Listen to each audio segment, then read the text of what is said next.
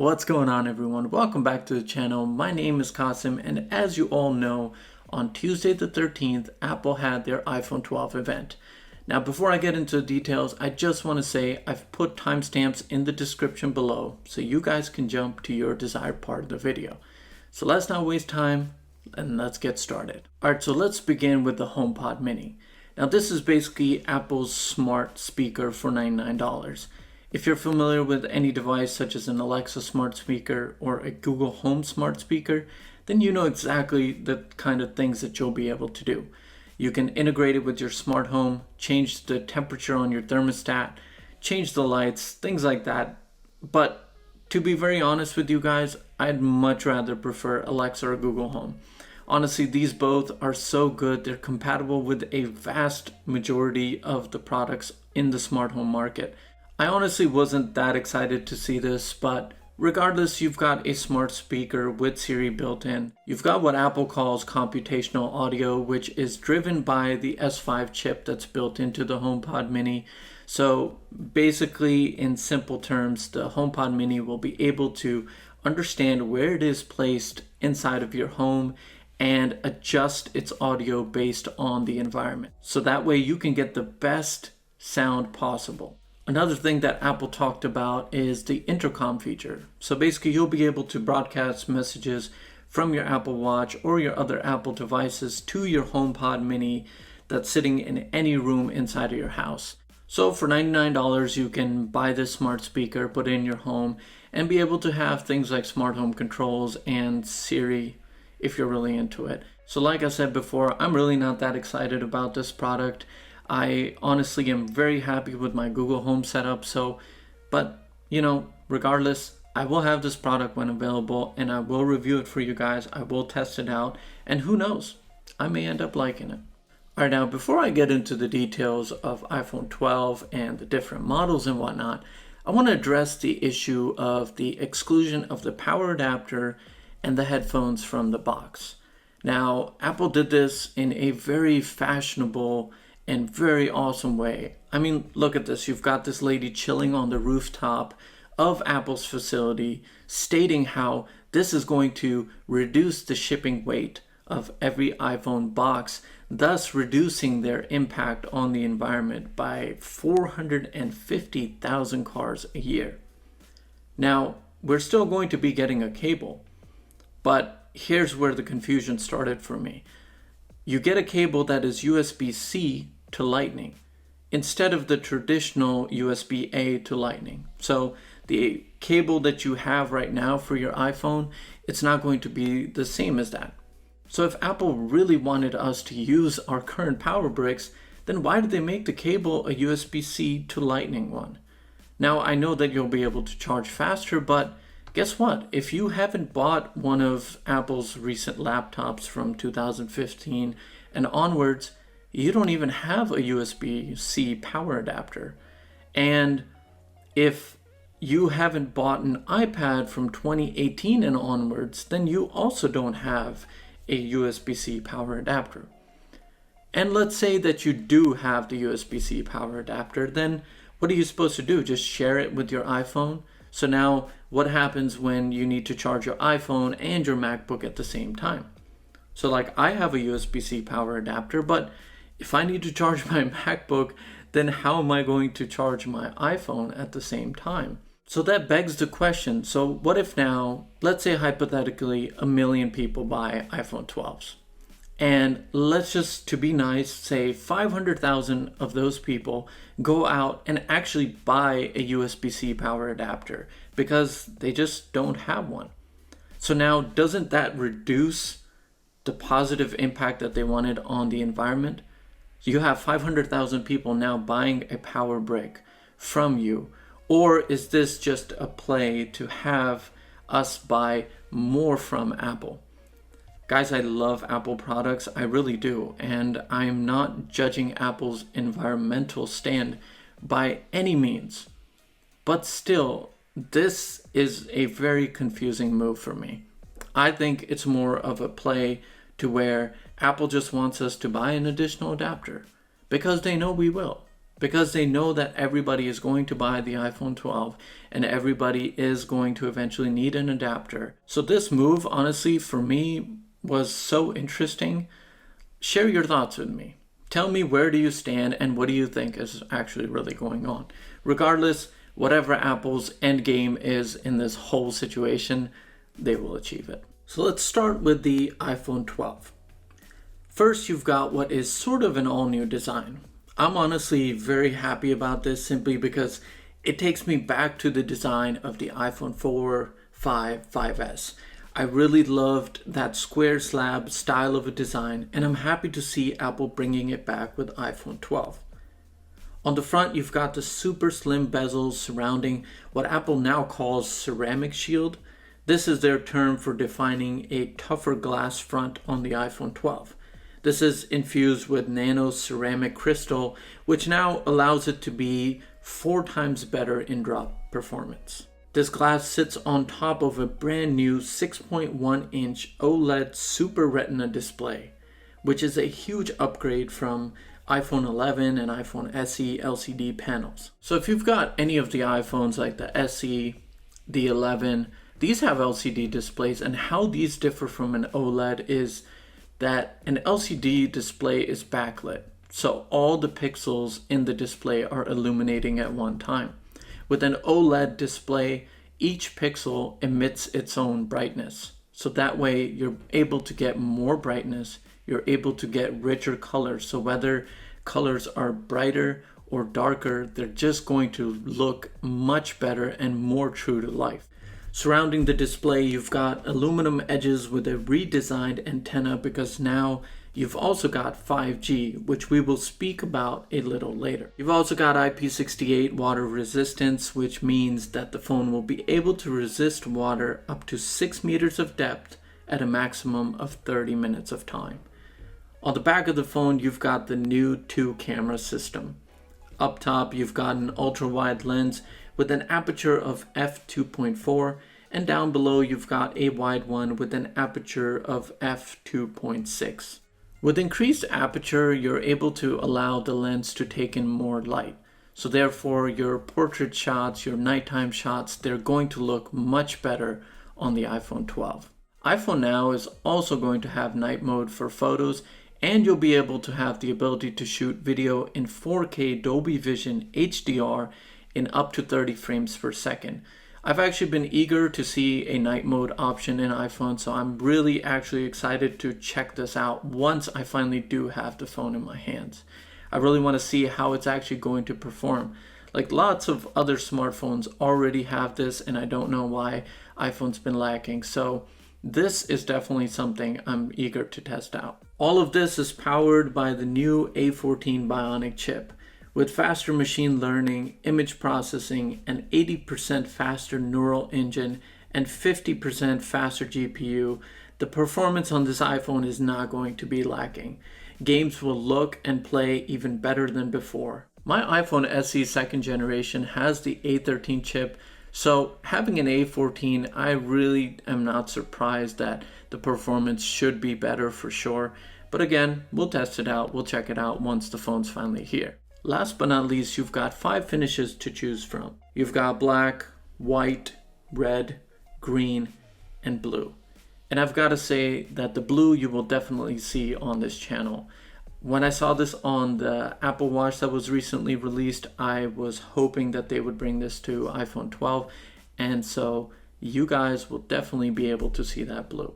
Now, everything I just mentioned about the iPhone 12 is going to make its way into a much more smaller form factor in the 12 mini. This is another phone that they announced on Tuesday. Now, honestly, I'm really excited about this one because if you're familiar with me or my channel, then you know that I'm a big fan of my iPhone SE. I am concerned though as to how the battery life is going to be on this. Since they did make it smaller, they probably can only put a battery that's so big. Because that was my only problem I had with the iPhone SE. So again, this is something that I'll be able to compare and test out once I finally get the phone in my hands. So if you're looking for a comparison of that sort, then make sure you subscribe to the channel because I will be doing one for sure. So when it comes to the iPhone 12 and 12 mini, these are identical phones. It's really going to be personal preference as to whether you want a bigger phone or you want a smaller one. All right, now onto the 12 Pro and Pro Max. So now again, over here, you have everything from the iPhone 12. So you've got all the good stuff. You've got the OLED display, you've got the A14 chip, the ceramic shield, and so on. The main difference between the Pro models and the iPhone 12 models is the size, the color finishes, the cameras, and the addition of the Lidar sensor. For the 12 Pros, you've got a stainless steel finish around the edges instead of the aluminum one that you get on the 12s, and you've got 4 colors to choose from.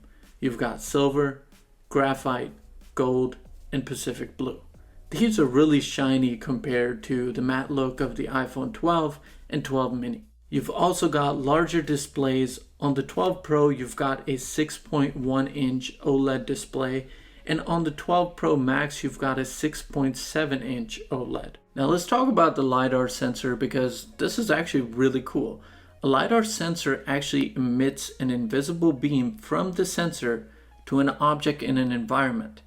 Then it measures how long it takes for the beam to travel between the two to give you absolute depth. To simplify, this is the same sensor that's in autonomous cars like the Tesla. It helps them to self-drive by basically analyzing the environment and realizing where they are placed in that environment to maintain a safe distance from another car. The LiDAR sensor in the iPhone 12 Pro models is going to be able to have better and faster autofocus at nighttime.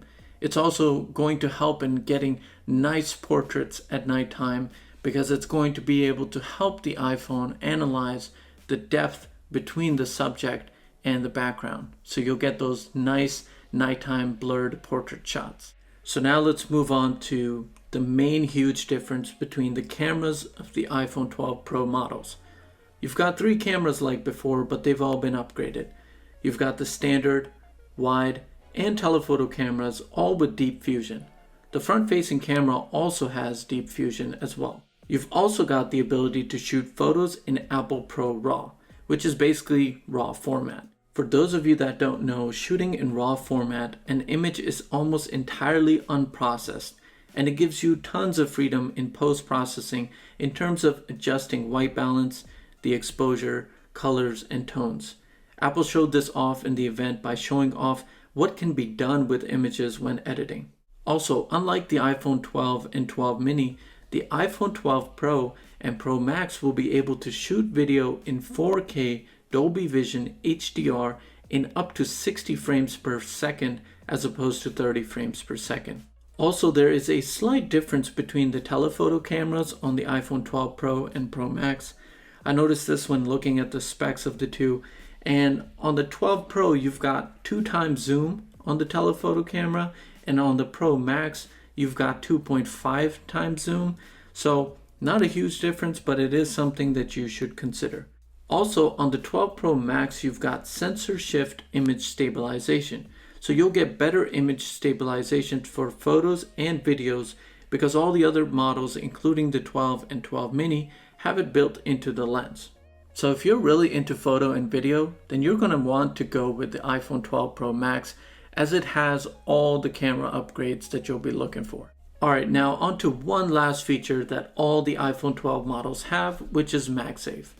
Each iPhone 12 has built-in magnets on the backside of the phone. Now this was something that actually existed previously in MacBooks. The cable would attach to the charging port magnetically, and when someone accidentally tripped over the cable, your laptop would be safe as the cable would just detach without dragging the MacBook along. Apple sacrificed and slowly phased this technology out for the USB-C ports that we now have on the newer MacBooks. So if you've ever tried to place your iPhone on a wireless charger, you know that it's hard to get it in the right position. Well, this is going to solve the issue. This is similar to the Apple Watch charger. It just snaps right into place.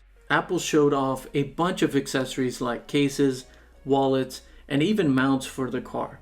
These all will work together and still allow you to charge your iPhone wirelessly. I'll have these accessories as soon as they're available and I'll be able to show them off to you guys. Alright, now let's talk 5G. So I was watching the event live and Tim Cook brought on Verizon CEO to talk about 5G. This man was on stage for over 4 minutes just talking about 5G, and to be honest with you, at times it felt like I was watching an advertisement for Verizon as opposed to the Apple event. But regardless, my stand on this is that this wasn't that important to me. All the models have 5G. All of them will be capable of it right out of the box. But this shouldn't be something that makes you decide to want to get the iPhone, simply because 5G in most areas isn't even available. The technology, the infrastructure, it's just not there yet. But hey, if you get the iPhone, you will have it built in, so I guess you'll be good for the long run. In a couple of years, when it does become available, it'll be nice. It'll be nice and you'll get really fast speeds on your iPhone. Your iPhone will also be able to toggle between the two. So it'll be able to go from 5G to LTE. So when you're doing like data intensive things such as downloading an app or downloading music, it'll switch over to 5G and then it'll toggle back down when you're just chilling out. I live in a metropolitan area and I do have Verizon. So since I'm pre-ordering the phones and once I get them in next week, I can definitely check it out and report to you all if there is any 5G here whatsoever. Last but not least, let's talk about the pre-order and the pricing of these iPhones, starting with the iPhone 12 mini. The iPhone 12 mini comes in at $699 with 64 gigabytes of storage. You can upgrade this to 128, which is going to run you $749, or 256 gigabytes for $849. Now the iPhone 12 starts at $799 for 64 gigabytes. You can upgrade this to 128 for $849 or 256 for $949. The iPhone 12 Pro starts at $999 with 128 gigabytes of storage. You can upgrade this to 256 for $1099 or 512 for $1299. Now the 12 Pro Max, this one starts at $1099 with 128 gigabytes of storage. You can upgrade this to 256 for $1199 or 512 gigabytes for $1399. Also guys, in terms of the pricing, I was looking at all the different models with all the different carriers. When you get to the carrier section, if you have T-Mobile or Sprint, it's actually listed $30 more expensive. I don't know why this is, but I thought I'd just point this out so you guys be aware if you are buying it for T-Mobile or Sprint. For pre-orders, the 12 and 12 Pro will be available tomorrow, October 16th, and will be available in store next Friday on the 23rd. For the 12 mini and the 12 Pro Max, they're going to be available for pre-order November 6th and then in store on November 13th. Alright guys, that does it for today. That is everything that you need to know. Let me know down below which phone you're going to be ordering. I will be ordering my iPhone 12 and 12 Pro tomorrow so I can have it for you guys to unbox, for you guys to do the review. I'll also be keeping an eye on the accessories to see when they come in because I want to show those off to you guys as well. So let me know what you're going to get. But that's all for today. Take care of yourselves. If you enjoyed this video, be sure to give it a thumbs up, comment down below, and make sure you subscribe to the channel for more videos. Take care, and I'll see you all in the next video.